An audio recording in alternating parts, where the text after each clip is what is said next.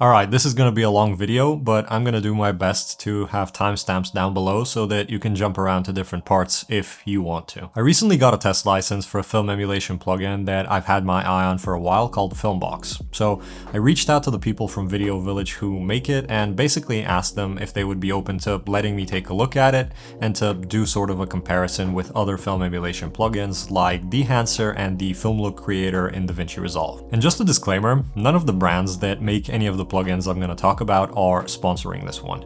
The Filmbox license is a limited time thing, and when that runs out, I don't have it anymore.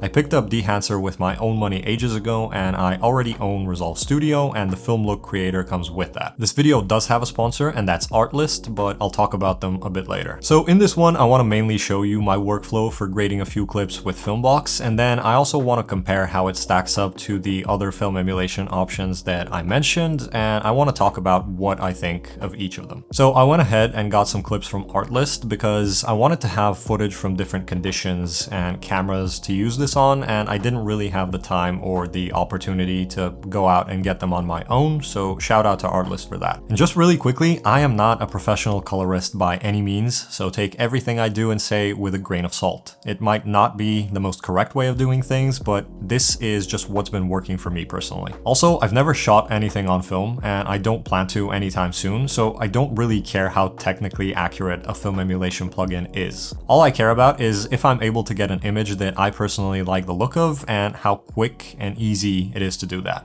Okay, so these are the clips that we're going to be working with, and I'm going to start with this one. So I can just go ahead and drop Filmbox directly on it, and this is what that would look like to start. And to see what I'm doing a bit better, I usually like going into this full screen mode in the color page, and it makes the preview bigger and it leaves the controls for the plugin on the side. The default binding for that should be Shift F, but I'll also have the exact command for it somewhere on screen in case you need to look for it and rebind it for yourself. And this just makes everything look a lot cleaner, especially when you're going to be grading in one node, kind of like I will be in this one. Now, I'm not going to go into what each of the settings and controls do in here because I honestly don't know enough about how they work to give you a good enough breakdown. But at the bottom of the Filmbox controls, under the help section, there is this user guide that explains absolutely everything that you need to know about this plugin in a lot of detail. So if you decide to pick this up, I highly recommend checking this out because it is really helpful. Alright, so the first thing at the very top here is the color space conversion, and this should have most of the more commonly used color spaces. I should mention that with any of the plugins that I'm going to be talking about,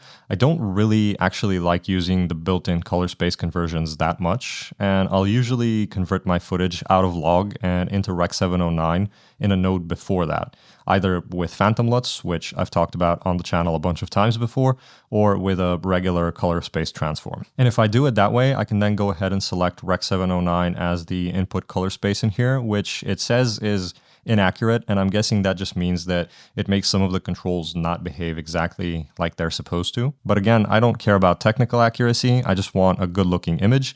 So if the profile you're filming in isn't supported, you can also do it that way, and it still works fine, at least in my experience. But for this one, I will be doing the conversions within the plugins themselves. So like I said, all of these clips are from Artlist, so I can go ahead and check what camera was used to film this one. And it says that this one was filmed on an Arri Alexa Mini, which means that the color space should be Arri Log C, which is already set as a default here by Filmbox. Then I can go into the camera controls and enable those, and those let me control the exposure and the white balance. So for this image, I want to make it a little bit darker and maybe warm it up just a little bit. And then in the negative section, this is where you've got your main presets that you're going to be working with. So gauge are the presets for how strong effects like the grain and the halation are going to be. And if I set this to 16mm, you're going to notice that the grain and the halation become a lot stronger. If I set it to 35, they become slightly less aggressive. And if I set it to 35mm full frame, they become even less aggressive and look a bit different. But for this image, I'm just going to leave it at 35mm because I like the look of it. And then under that, you've got the stocks, which are basically going to be your presets for the colors. Now, these are based on the Kodak Vision 3 film stocks, but with some creative interpretation by the Video Village team. But because they're based on them, you can see that they're also named the same way. So you've got 250D, 500T, 200T, and 50D. And for each of them, you've got a clean version that just comes with the grain and halation. And you've got versions with dust and weave, which are basically these optical little imperfections that are common in stuff that's shot on real film. But I personally tend to stick to the clean versions because I just like the way that they look. So for this clip, I'm probably just going to stick to 250D clean, but I can just show you what it would look like if we selected 500T or 200T or 50D. And you might be able to tell that the differences between the colors across all of these different presets are very subtle, which essentially means that you can choose whichever one of these you like and you can go with that one.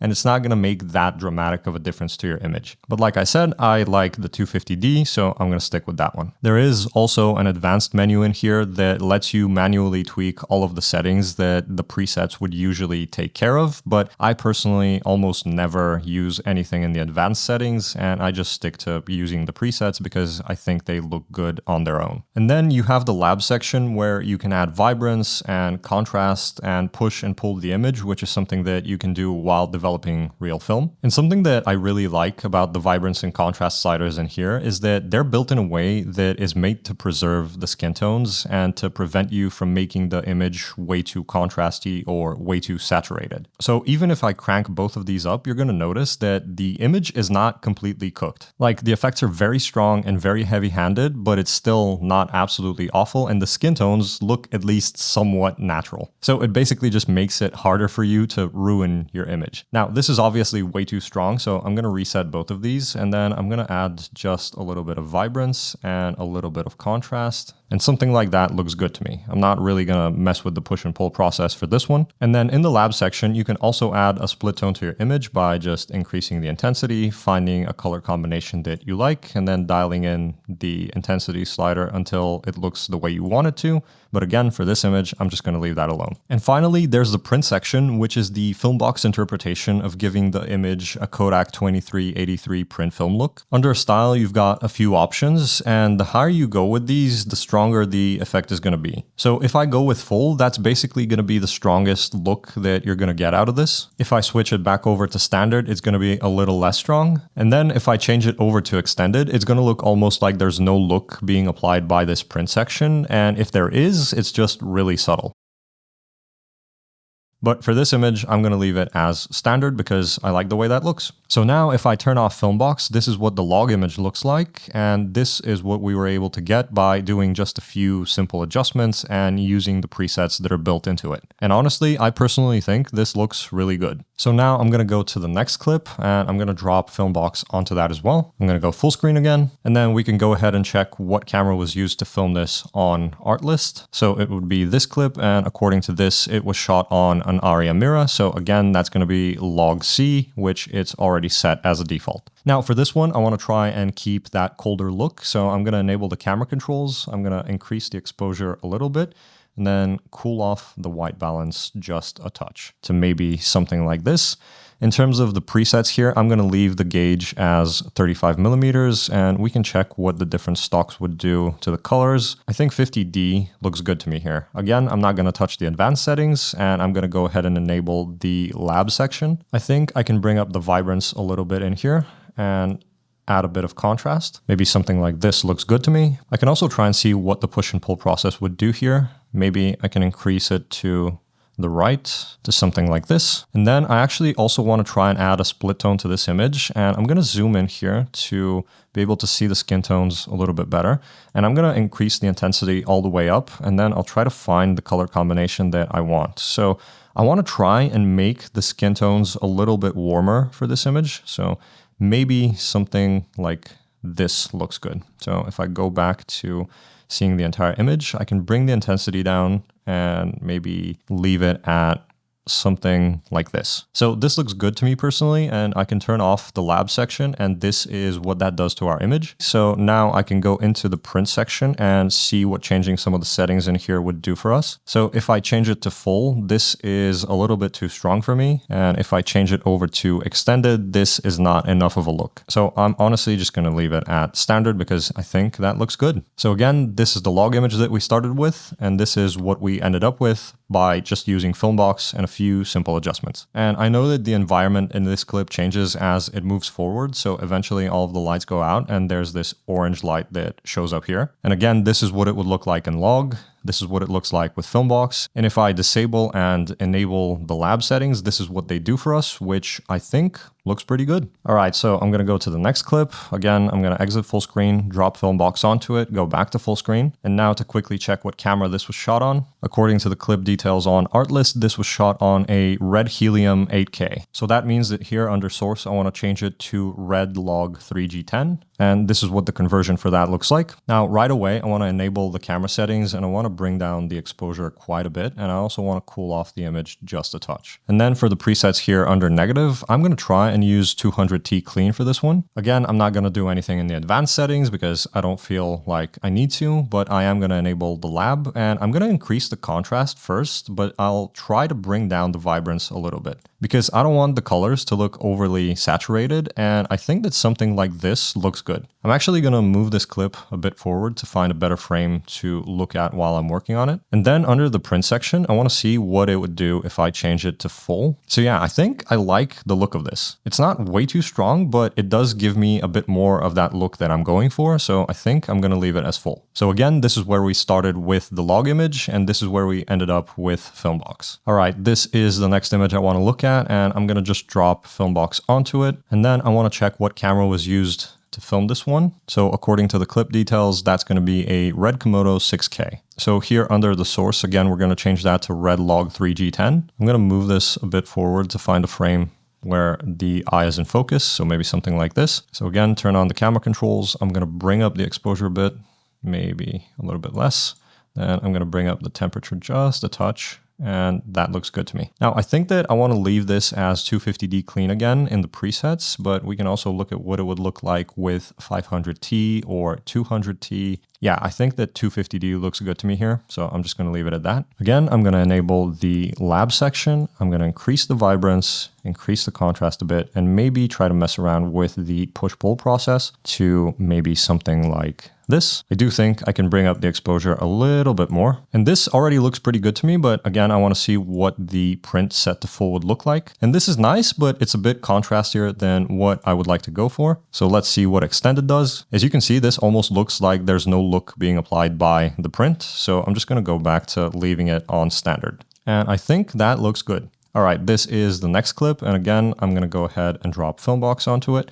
Go full screen, and I'm going to find a bit of a better frame to work with. So maybe something like this. And I'm going to go over to Artlist to check what camera was used to film this one. I think this was also on a Red Komodo 6K. Yep, that's what it is. So we can go ahead and set the color space for this to Red Log 3G10 as well. I want to make it a bit brighter, and I want to make this image a lot warmer. Maybe something like this. Then for the presets, I'm just going to leave this at 35 again. I rarely ever find myself using 16mm because I feel like the effects that it gives me are very heavy-handed, but 35 is just the sweet spot for me. There are some times when I would probably use 16mm, but it's just a lot more stylized. So for the stock, I can try going with something like 500T clean or maybe 50D clean. But honestly, I think that, again, 250D clean looks best here. So then I'm going to enable the lab settings, and I'm going to increase the contrasts just a bit and maybe add the smallest amount of vibrance as well. I'm not really going to touch the split tone here, but I do want to see what the print set to full would look like. I think this is a bit contrastier than what I would like to go for. And if we move forward with this clip, I think that here that's a bit more obvious. So again, I'm just going to set this back to standard, and I think this looks good. Maybe I can also mess with the push and pull a little bit. So if I set it to something like this, I think that looks better. And I would say that this looks really good to me. So if we go back to the first frame that I was looking at when I started grading this clip, this is what we started with in log, and this is where we ended up with Filmbox. And this is the final clip that I want to look at, and I'm going to find a frame that looks a bit better where the eye is in focus. Now, this one was shot in the same environment and with the same camera as the clip that I just graded, so I can go ahead and middle mouse click to copy over the grade from that one onto this one. And I will have to do some adjustments to the exposure, so I'm going to brighten this up, and I want to make it a little bit colder because it seems way too warm with the settings from the other clip. I do also want to try and change the stock here to 50D clean because I feel like that might work a bit better. And then under the lab, I'm going to drop the contrast just a touch, and I'm gonna reduce the vibrance for this one. Maybe I can also bring back the push-pull process a little bit. And something like this looks good to me, but again, I wanna see what the print at full would look like. But this is a bit much for me, so I'm just gonna leave it at standard, and I'm gonna bring up the contrast just a touch. So this is what it looks like in log,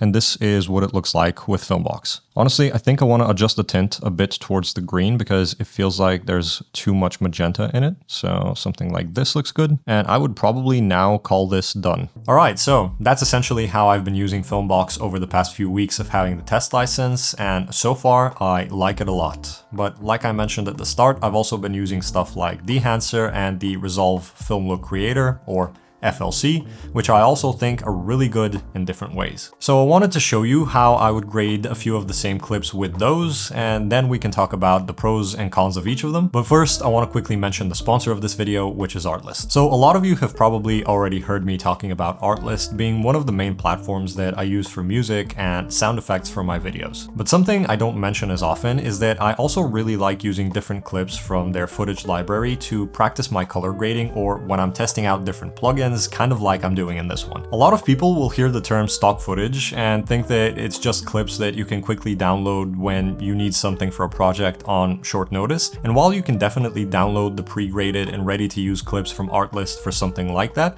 they also give you access to the raw or log versions of those same clips. So while you can use footage from their platform to quickly save a project when something is missing, you can also use it to learn and improve your skills in a way that's really convenient, because it gives you the chance to work with a huge selection of footage from all sorts of different environments, conditions, subjects, and cameras that you might not have access to otherwise. Aside from that, Artlist also have a bunch of other great tools like their AI voiceover feature, which I've personally used a few times before, editing and motion graphics templates, creative LUTs, and plugins. And they've also got some new cool stuff coming in the next few months. So if you want to have access to a ton of super useful assets that can help you at pretty much any stage of putting together your videos, or that let you try out and learn new things all on one platform under one subscription, you can go ahead and sign up for Artlist using my link in the description, and that's also going to give you 2 bonus months for free on top of an annual plan. All right, let's get back to color grading. All right, so I'm not going to redo the grades for every single clip, but I do want to check out a few of them, and this is definitely one of them. So I'm going to go ahead and make a new color grading version, and you can go and check out my video about grading versions if you want to know how to use them and why they can be useful. I'm going to reset the Filmbox node, I'm going to clear the name, and instead I'm going to drop Dehancer on here. Again, I usually go full screen to see what I'm doing a little bit better, and the first thing that I do when using Dehancer is I go to the very bottom and I click Disable All Tools, and then I gradually start adding only whatever I need for the image. So again, this was shot on an ARRI Alexa Mini, so we're gonna choose camera, we're gonna select ARRI, and then we're gonna pick Alexa Mini, and this is what the conversion looks like. Now, I feel like the way that this handles the color space conversion is a little bit different, because with the Filmbox version, I brought down the exposure, but for this one, I think I'm gonna bring it up a little bit. Again, I'm gonna adjust the temperature to make it a bit warmer, and I'm also going to add a little bit of green to it. So now I can go ahead and enable the film profile for it, which by default is set to Kodak Vision 3 250D.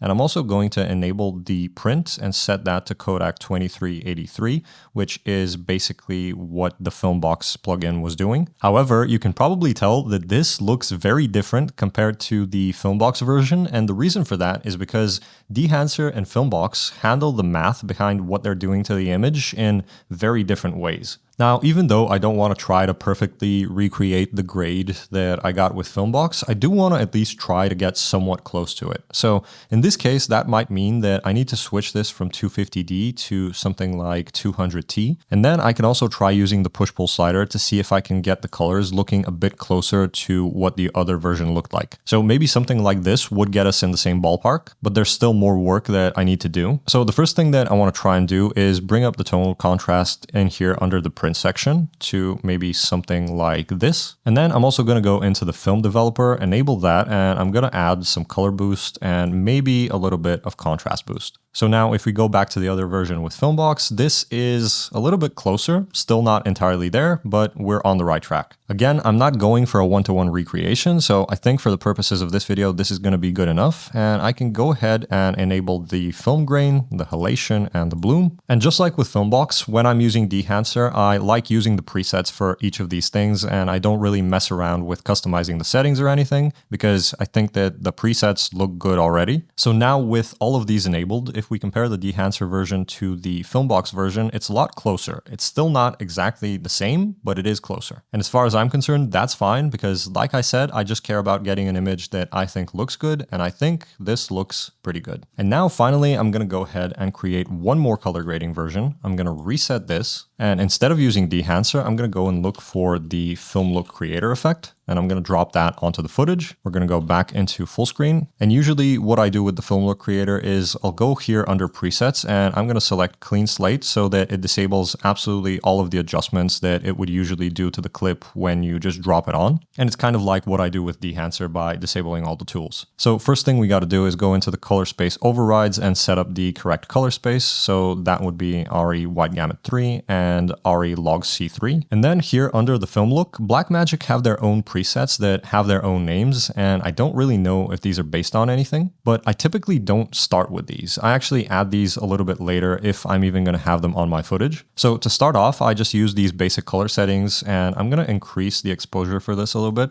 I'm also going to add a lot of contrast. I'm going to use the white balance slider to try and warm up the image a little bit like I did with the other two versions, and I'm also going to add a bit of green to it using the tint slider. I do think I also want to push the subtractive saturation up a little bit, but this is something that is very hit or miss for me in terms of the controls that I have in here, so I don't really use it all that often, but for this image, maybe setting it to something like this would be okay. I don't think that I really need to mess with the richness. Maybe I can bring it down just a touch to make sure that the skin tones aren't looking way too orange, and so far that looks fine. Now I'm also going to go into a few of the settings like grain, bloom, and halation, and I'm going to enable all of those. And unlike the other two plugins, the only effect here that has any sort of presets is the grain. The bloom and the halation, you pretty much have to dial in on your own. But for the purposes of this video, I'm just going to keep the settings as they are because honestly, they look fine to me right now. And then I can go back up here to the film look, and I can try and add a little bit of that to see if it does anything that I like to the image. And maybe something like this looks decent. I can try and see if any of the other core looks work better for what I'm trying to get. So I'm going to leave it at vintage, and I'm going to increase the contrast a bit more here. The skin tones are looking a little bit yellow to me, so I'll try to use the skin bias slider to adjust those to look a bit more natural, maybe something like this. And then I think I also want to add some vignettes to this image. So maybe something like this looks good. And now if I go full screen, this is what the image looks like in log. This is what it looks like with the film look creator. And then we can go back to the version with Dehancer, which obviously looks very different. And if I disable Dehancer, this is what the log image looks like. This is what it looks like with Dehancer. And then we can go back to the version with Filmbox, and this is what that looks like. So this is Filmbox, this is Dehancer, and this is the film look creator. All right, I also think that this might be a good clip to take a look at in terms of what we can do with the other two plugins. So again, I'm gonna make a new version.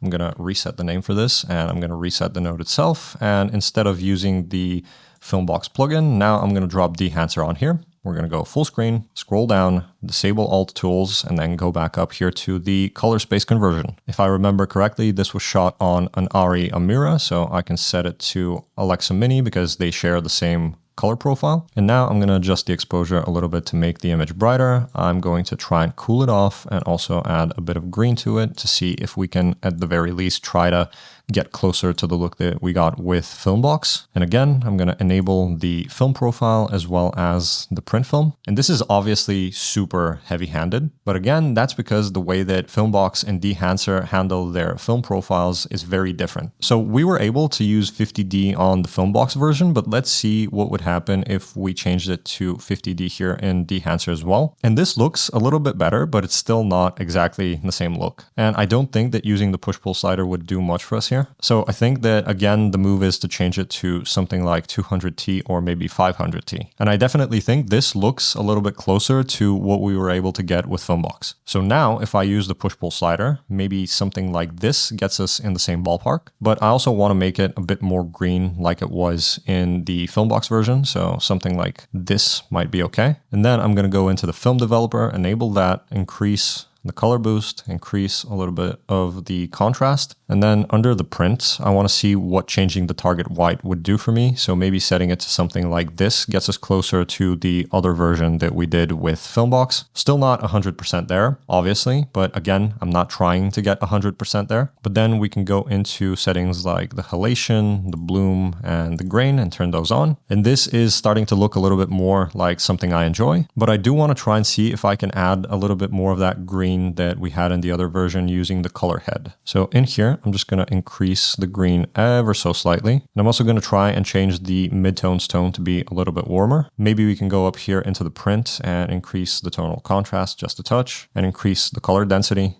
I do also think I need to increase the exposure to something like this. And again, let's see if we can move the tint even further towards those greens. So something like this. Again, this is not perfect. This is just a quick and dirty example, but for the purposes of this video, I think that this looks okay to me. If we go back to the Filmbox version, it's obviously very different, but that doesn't necessarily mean that it's better or worse. It's just different. So now I'm going to go ahead and make another color grading version. I'm going to reset this and I'm going to go and look for the film look creator effect. I'm going to drop that onto our footage, go full screen, and under the presets, I'm going to select clean slate. In the color space overrides, we're going to set this up to be the correct color space that we're working with. And then again, first I'm going to go into the color settings and adjust everything that way. And then we can go back to the film look and see if we need to use that as well. So maybe something like this for exposure and contrast. Also want to make it a lot cooler to try and get it closer to the other two versions. So maybe something like this. And I'm also going to add some of that green into it. Maybe like this. I'm going to increase the subtractive saturation just a touch as well. Maybe try and increase the richness just to see if that does anything that I like, to something like this. Then I'm going to go into the halation, the bloom, and the grain, and I'm going to turn those on, and I'm just going to leave them with the preset values for all of the settings. And now I can go back into the film look and see if adding any of these film looks does anything that I like. So the cinematic one definitely doesn't look like something I enjoy. Maybe I can change it to this one.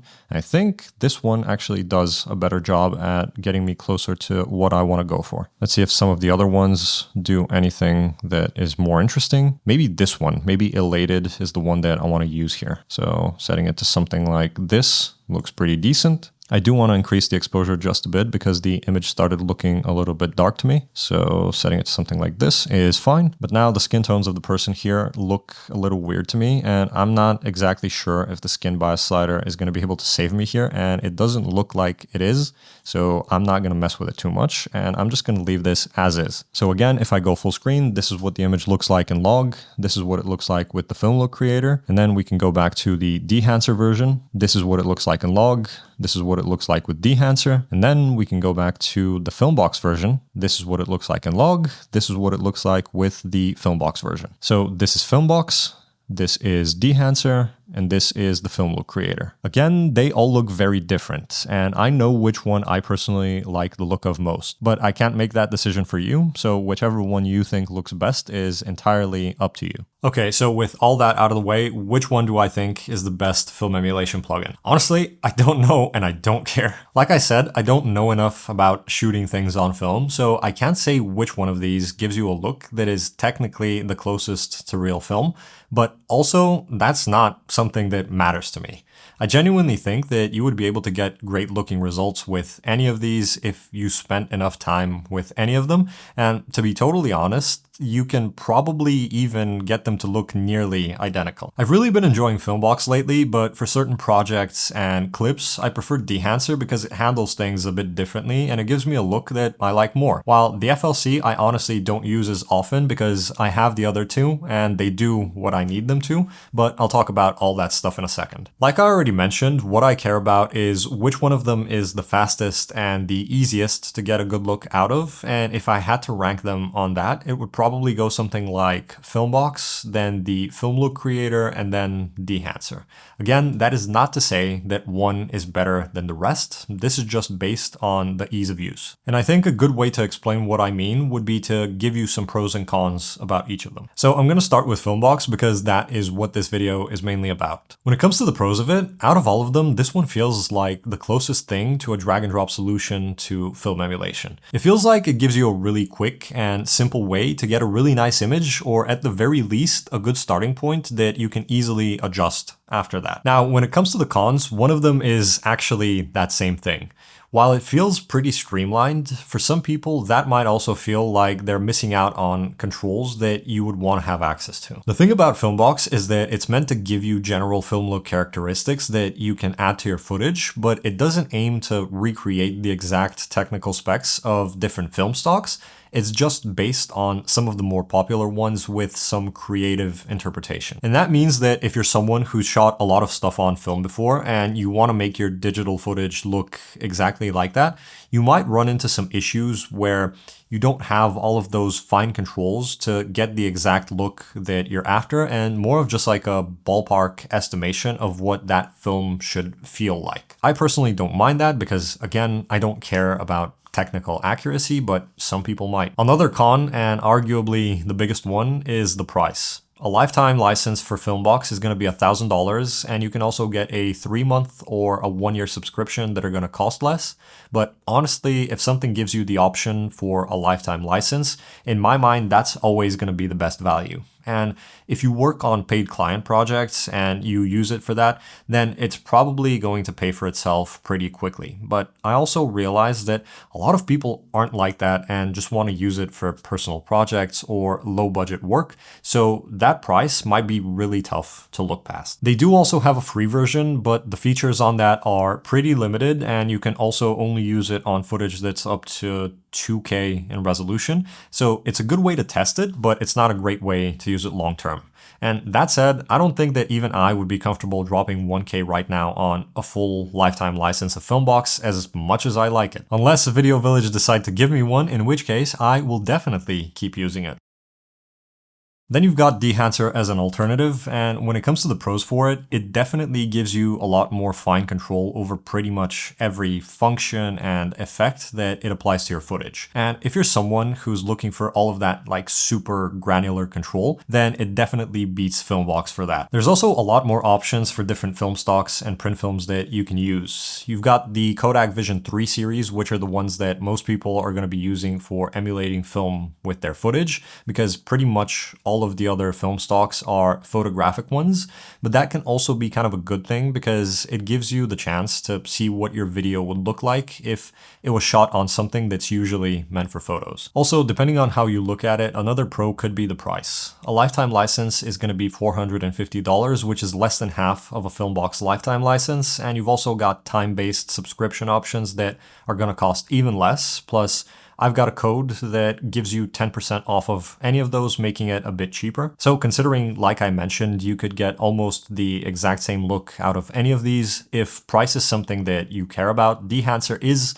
technically the better value, but it is still not cheap. When it comes to the cons for it though, I think that one of the main and the biggest ones, again, is one of the pros for it, which is how many options and controls it gives you. When I first got started with Dehancer, I thought that it was kind of intimidating, and it took me a while to get used to how stuff works before I was able to finally start getting some results that I was happy with. So when we're talking about the ease of use, it is definitely not the best one for that, at least if you're a beginner. Again, now that I've spent some time learning what it can do and I've used it on a bunch of projects, I really like it and I think it works great, but some people might not have the patience to spend that much time on learning how the tool works. So in that way, Filmbox might be better because it's much more simplified. And finally, there's the Film Look Creator in Resolve Studio, and the biggest pro for that is going to be the price. If you've already got Resolve Studio, it comes built into that, and even if you don't, Resolve license is going to cost less than any of the other two plugins. And with that, you not only get the Film Look Creator, but also what is, in my opinion, the best editing program that can do a whole lot more than just film emulation. So in terms of value, there's an argument to be made that this one is the best for that. However, it is not that simple because it also has a few things about it that might be cons for some people. For starters, the FLC is by far the least technical of the film emulation options, and what I mean by that is that both of the other two at least aim to have some similarity with certain film stocks, while the FLC just literally gives you a very free-form way to add film characteristics to your footage. It lets you add grain, halation, bloom, and a bunch of other stuff, but as far as I know, all of those and the controls for them are just Blackmagic's interpretation of that sort of film features. While both of the other two give you profiles and presets that are like 250D or 500T, the presets for the looks in the FLC are just given their own names and you don't really know what they're based on. And again, as long as I can get a look that I enjoy out of it, it's all the same to me what something is called, but that leads me to another thing. For some reason, and maybe this is just user error and it's totally my fault, but with the FLC, I feel like when grading with it, I will always get to a point where the image feels like it's missing those like last 10% from it, and no matter how much I tweak any of the settings that are available, I can't get it there. And then I'll have to make a few more nodes to actually have access to the controls that I'm missing so that I can finish up the look that I'm after. And that's why I put it after Filmbox for ease of use. It feels like Filmbox gives you access to all of the controls that you need, even if you decide that you're not going to use them, while it feels like they're straight up missing from the FLC. But even then, if you have less experience, the film look creator feels less intimidating than Dehancer, even if that means having to do a bit of extra work in nodes outside of it. So yeah, those are my thoughts on Filmbox as well as the other film emulation plugins and effects that I've been using so far. Again, I can't really tell you which one of them is the best because I genuinely think that they're all great in their own ways and depending on what you need, but I do hope that all of the stuff that I talked about was able to help someone out there trying to make a decision about what they should go with. Also, I'm sure that I missed a bunch of stuff that I could have talked about, so if you've got any questions, make sure to go and drop them in the comments below and I will do my best to answer. But yeah, that's it for this one. Later.